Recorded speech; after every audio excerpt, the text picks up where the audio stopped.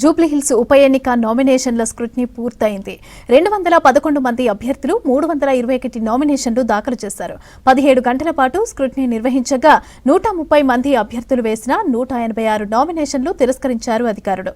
81 మంది వేసిన 135 నామినేషన్లు ఆమోదించారు. రేపు మధ్యాహ్నం 3 గంటల వరకు విత్డ్రా చేసుకోవడానికి అవకాశం ఉంది. అనంతరం బరిలో ఉన్న వారికి ఎన్నికల గుర్తులు కేటాయిస్తామని తెలిపారు రిటర్నింగ్ అధికారి.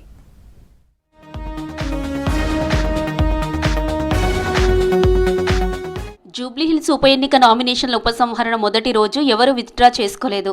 భారీగా నామినేషన్లు రావడంతో నిన్న ఉదయం 11 గంటల నుంచి ఈ రోజు ఉదయం వరకు స్క్రూటీనీ చేశారు అధికారులు. స్క్రూటీనీ అనంతరం 81 మంది అభ్యర్థులు బరిలో ఉన్నారు. రేపు ఉదయం 10:30 నుంచి మధ్యాహ్నం 3 గంటల వరకు విత్డ్రాకు అవకాశం ఉందని తెలిపారు అధికారులు.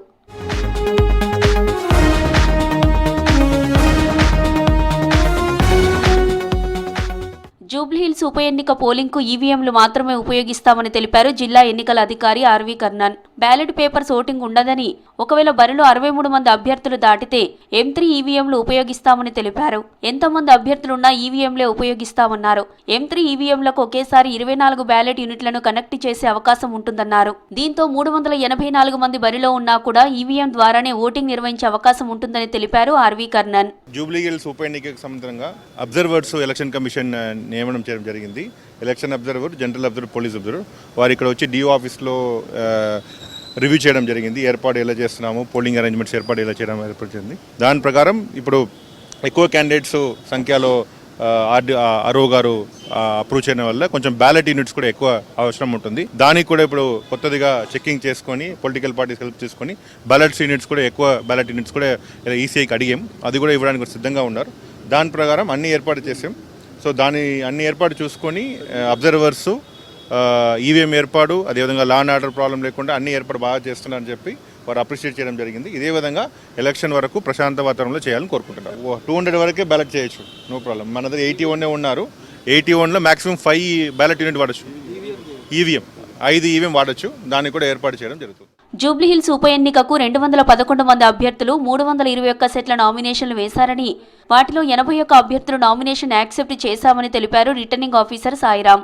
ఈ రోజు నుంచి నామినేషన్ల ఉపసంహరణ ప్రక్రియ ప్రారంభం అవ్వగా ఎవరూ నామినేషన్ విత్డ్రా చేసుకోలేదన్నారు. రేపు ఉదయం 10:30 నుంచి మధ్యాహ్నం 3 గంటల వరకు నామినేషన్లు విత్డ్రా చేసుకోవడానికి అవకాశం ఉంటుందన్నారు. 3 గంటల తర్వాత బరిలో ఉన్న అభ్యర్థుల ఆధ్వర్యంలో గుర్తులు కేటాయిస్తామని తెలిపారు returning officer Sairam. Scrutiny of nominations మొదలుపెట్టడం జరిగింది. దాంట్లో మొత్తం 321 నామినేషన్లు ఏవైతే 211 మందికి సంబంధించిన నామినేషన్స్ ఎట్లున్నాయో అవి రాత్రి వరకు పరిశీలించి వాటిల్లో 81 మంది క్యాండిడేట్లవి నామినేషన్లు యాక్సెప్ట్ చేయడం జరిగింది. మిగతా ఎవరైతే 130 మంది క్యాండిడేట్లు ఉన్నారో వాళ్ళకి సంబంధించిన నామినేషన్ రిజెక్ట్ చేయడం జరిగింది. దానికి సంబంధించిన వివరాలు ఫామ్ 4 కూడా ఇప్పుడు పబ్లిష్ చేయడం జరిగింది. దీంతో నామినేషన్ల ప్రక్రియ పూర్తయింది.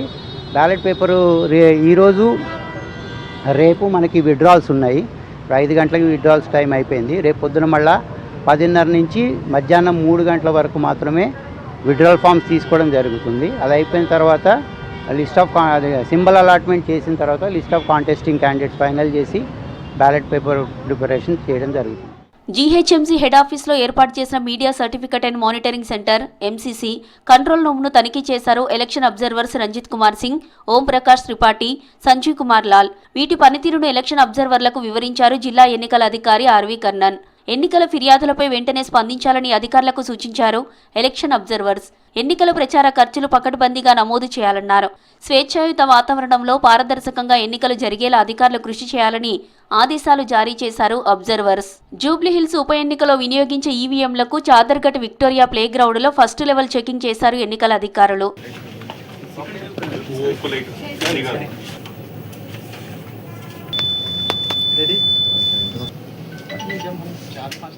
రాజకీయ పార్టీల ప్రతినిధుల సమక్షంలో ఈవీఎంలను పరిశీలించారు. మొదటి దశ పరీక్షలు నిర్వహించారు. ఇక ఎన్నికల కోడ్ ఉల్లంఘించిన వారిపై కేసులు నమోదు చేస్తున్నారు అధికారులు. మోడల్ కోడ్ ఆఫ్ కండక్ట్ ఉల్లంఘనల కింద 10 కేసులు నమోదయ్యాయి. అన్అకౌంటెడ్ 2,75,00,000 రూపాయలను సీజ్ చేశారు ఎన్నికల అధికారులు. నవంబర్ 11న జూబ్లీహిల్స్ ఉప ఎన్నికకు పోలింగ్, 14న కౌంటింగ్ జరగనుంది.